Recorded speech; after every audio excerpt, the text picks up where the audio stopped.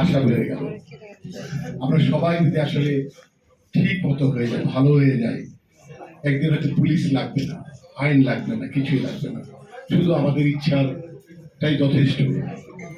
আর আমরা এমন ইদানিং হয়েছি, এত স্বাধীন হয়ে গেছি যে একটা ফেসবুকের কারণে যে কোনো মুহূর্তেই যে কোনো কাউকে আমরা আমসের মতো গুলি করে দিতে পারি। একটা স্ট্যাটাস দিলেই তার অন্তর শেষ, তার সম্মান শেষ।